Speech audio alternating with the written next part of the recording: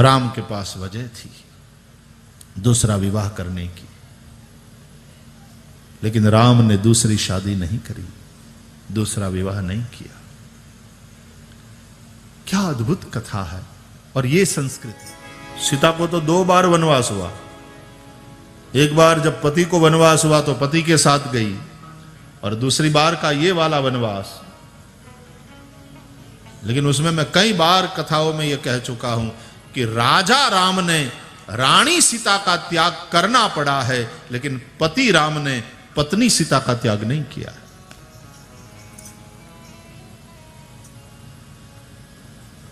राजा राम ने रानी सीता का त्याग करना पड़ा है क्योंकि वो राम राज्य का राजा है।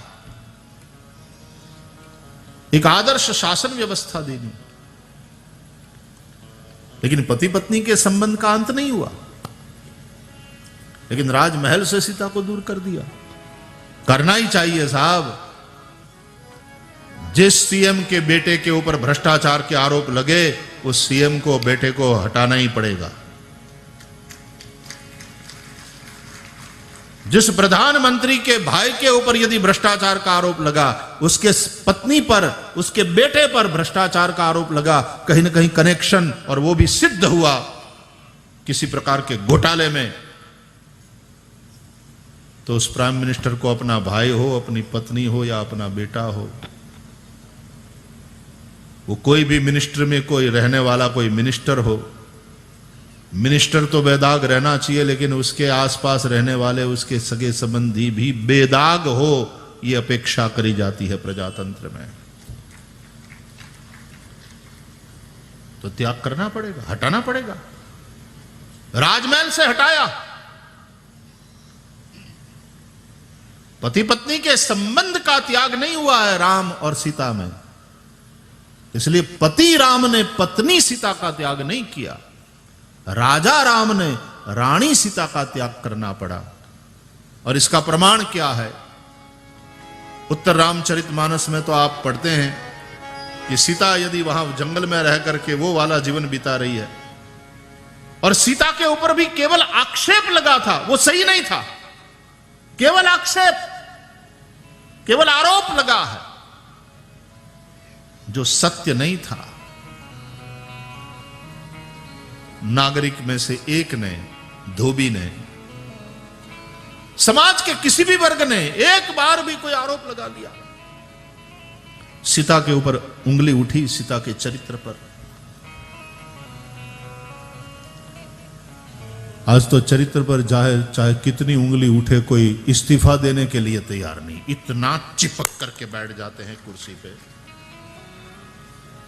और एक जमाना था कि इतने सेंसिटिव थे, इतना मुद्दा सेंसिटिव हुआ करता था कि थोड़ी सी उंगली उठे चरित्र पर कि इन्होंने भ्रष्टाचार किया है, या तो यहां पैसा खाया है, या तो तुरंत इस्तीफा ना। लोकादर गया, मैं लोगों के विश्वास के लायक नहीं रहा, तो मुझे इस कुर्सी पर बैठने का कोई अधिकार नहीं। या तो एक राजा के रूप में, एक नेता के रूप में, एक मंत्री के रूप में कहीं से भी मैं अपने कर्तव्य पालन में कमजोर सिद्ध हुआ, इस्तीफा। ये एक मूल्य सेट किए थे हमारे पुरखों ने। थोड़ी शर्म थी, इज्जत थी, थोड़े सेंसिटिव थे।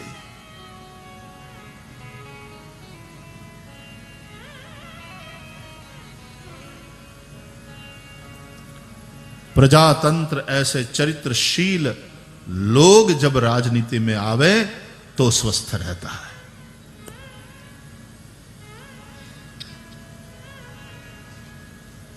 राजा राम ने रानी सीता का त्याग करना पड़ा। सीता पर लगे हुए आरोप गलत थे, लेकिन उंगली उठी, आरोप लगे, राजा राम ने त्याग करना पड़ा।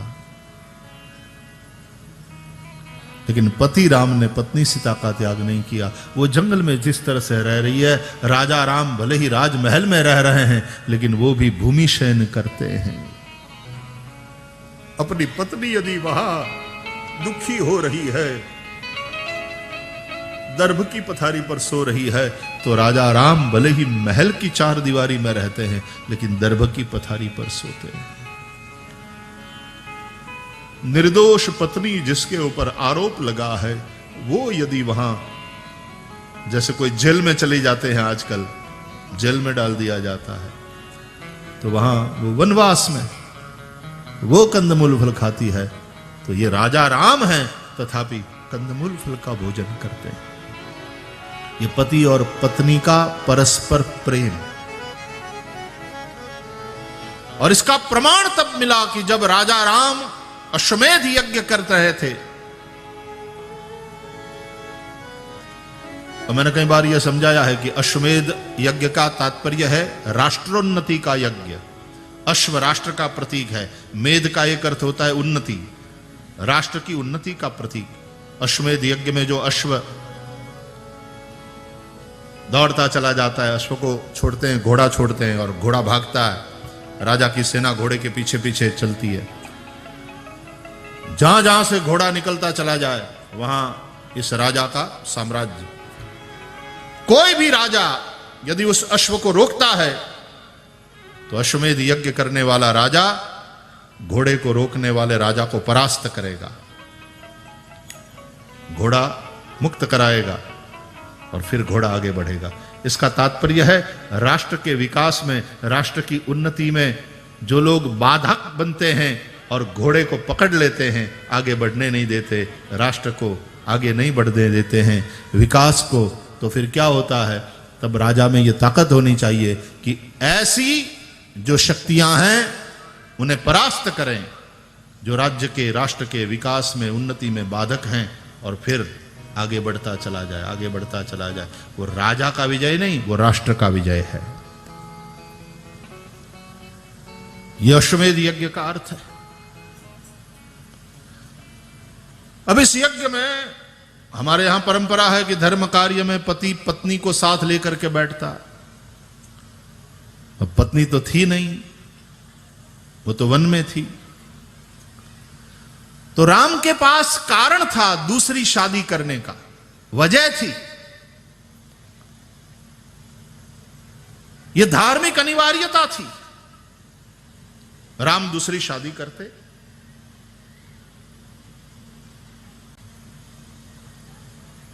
और सामाजिक परंपरा की दृष्टि से भी कोई इसमें गलत बात नहीं थी। राम के पिता को भी एकाधिक पत्नियां थी, तो राम यदि दूसरी शादी करे तो उसमें कोई कुल परंपरा का भंग होगा वाली बात तो थी नहीं, कि कुटुंब पर उंगली उठेगी कि एक के रहते तुम्हारा दूसरा लड़का दूसरी ले आया।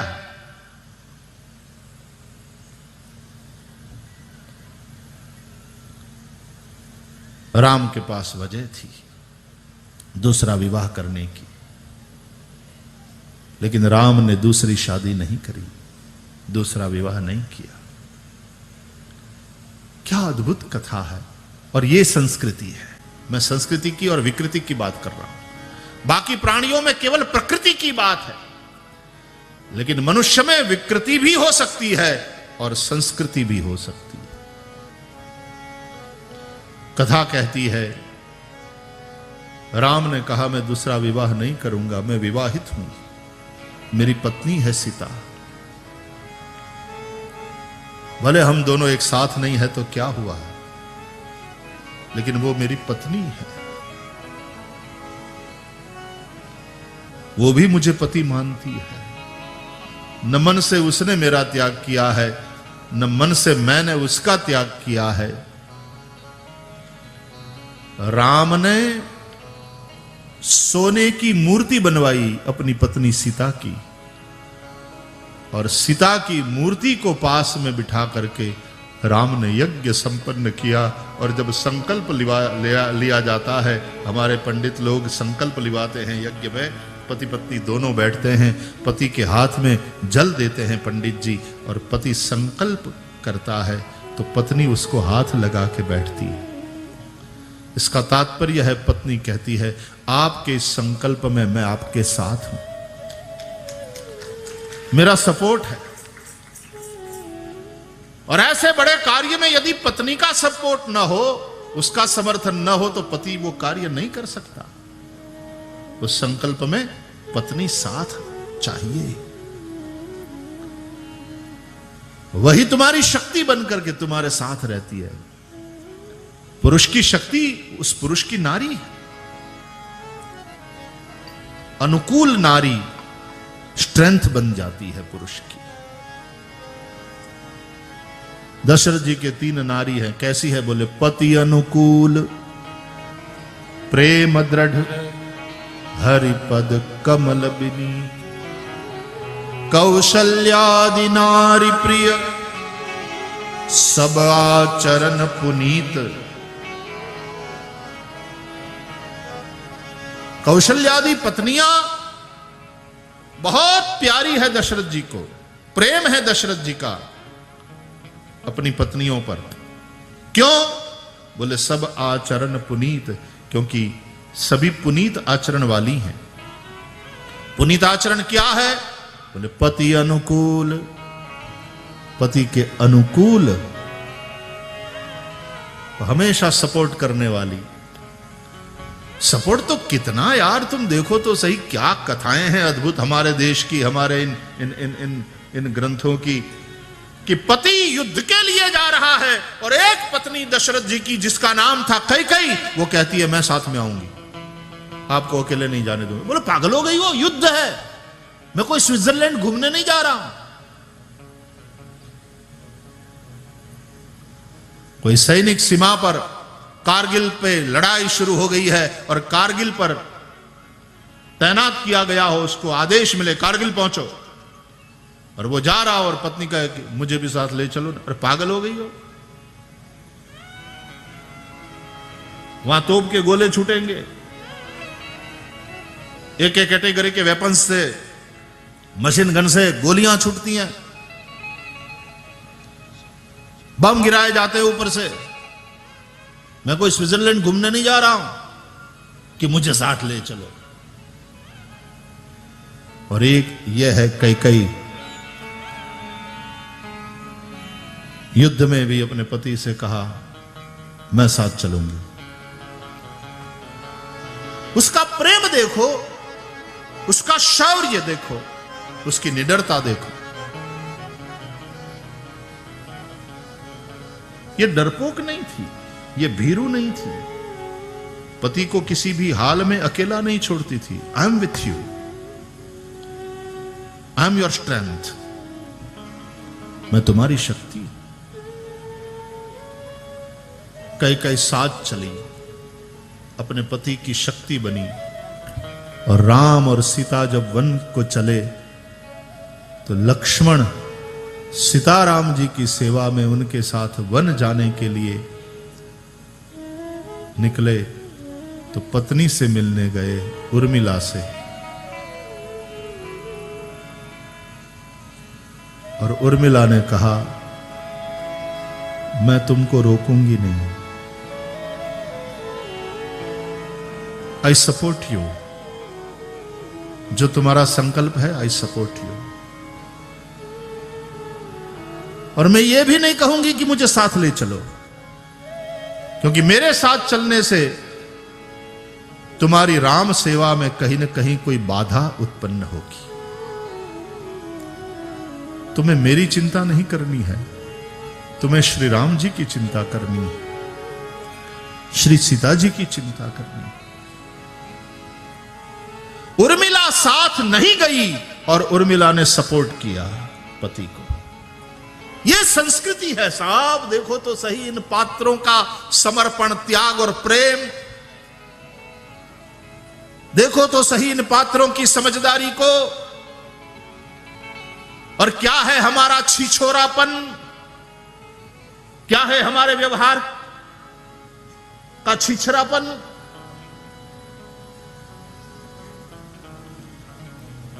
और हम संस्कार की बात करते हैं। जहां संस्कार है वहां एक गरिमा होती है, वहां एक शील होता है, वहां एक सभ्यता होती है। ऐसे चरित्रवान लोग लोकसभा में, राज्यसभा में या राज्यों की विधानसभाओं में होने चाहिए, जहां विचारों की लड़ाई हो, जहां सिद्धांतों की लड़ाई हो। तो छीछड़ापन, माइक तोड़ तोड़ करके एक दूसरे के ऊपर धसते हैं, मारते हैं, आक्रमण करते हैं। इसलिए हम लोगों ने चुन करके तुम लोगों को वहां भेजा है।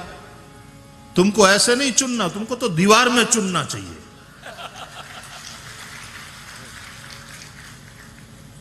कि तुम घर से भी बाहर नहीं निकलो वही अच्छा। क्या क्या हाल कर दिया है राजनीति का। जिस राजनीति में ऐसे चरित्रशील लोग हुआ करते थे, सरदार वल्लभ भाई पटेल, पंडित नेहरू, कैसी कैसी वो लोकसभा थी।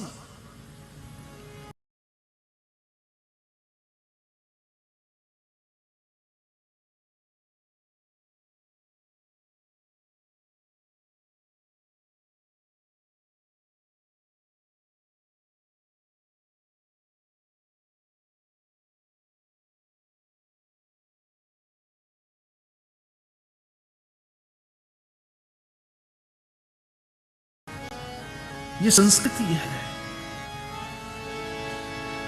मनुष्य में या संस्कृति होगी या विकृति होगी। दूसरे प्राणी तो प्रकृति से ही संचालित है। इस तरह से लड़ते हैं, इस तरह से बोलते हैं, इस तरह से व्यवहार करते हैं। हमारा व्यवहार, हमारा बोलचाल, ये हमारे संस्कार का दर्शन कराता है। हम कौन हैं, हमारा परिचय कराता है।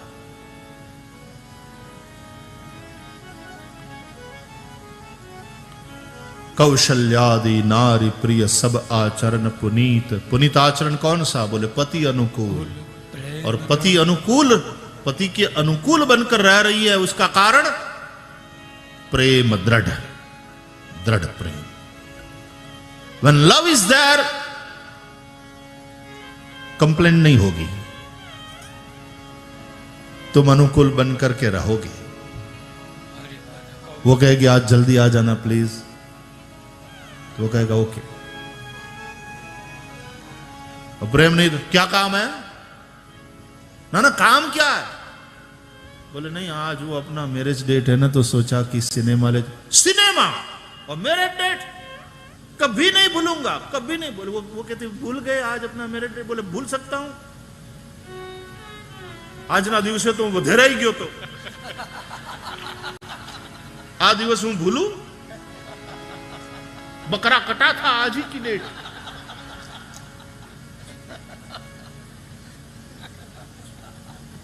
सिनेमा। प्रेम नहीं है तो वातावरण अलग हो जाता है। जब प्रेम है तो एक दूसरे के अनुकूल बनने में मजा आता है। एडजस्टमेंट। वो कहेगा कि हाँ आज, अरे हाँ सही है, आज शाम को मेरे एक मीटिंग तो है, लेकिन ठीक है मैं आज मीटिंग कैंसिल करता हूं, 2 दिन के बाद अपने चलेंगे, मूवी देख लेंगे। प्रेम है तो अनुकूल हो जाओगे। पति अनुकूल, प्रेम दृढ़। और ये दृढ़ प्रेम तब संभव है कि हरिपद कमल बिनी। सच में तुम यदि वैष्णव हो, तुम सच्चे भक्त हो, केवल पूजा पाठ नहीं कर रहे, हरिपद कमल बिनी। और फिर अंत में जब सीता जी धरती में समाने लगी तो हाथ जोड़ करके बड़े ही पीड़ापूर्ण प्रेम राम को देख रही थी। जब सीता जी अंत समय में, तो नेत्रों में प्रेम भी था, एक पीड़ा भी थी, एक असहायता थी। और धरती में समाते समय वे बोली त्वमेव त्वमेव भर्ता न च विप्रयोगः। आप ही मेरे भर्ता हो, जन्म जन्म आप ही मेरे पति हो, और फिर से इस तरह से हमें बिछड़ना न पड़े, अलग न होना पड़े।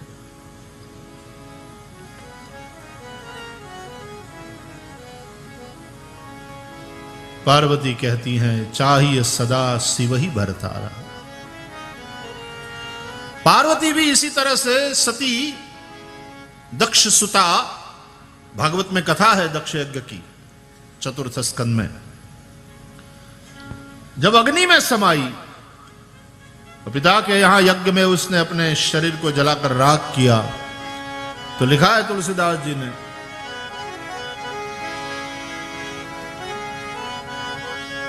सती मरत हरिसन बरमागा, सती मरत हरिसन बरमागा, सती मरत हरिसन बरमागा,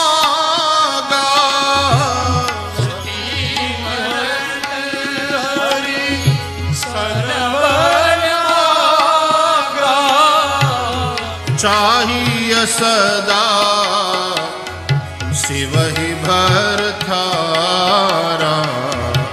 चाहिए सदा शिव ही भरतारा, चाहिए सदा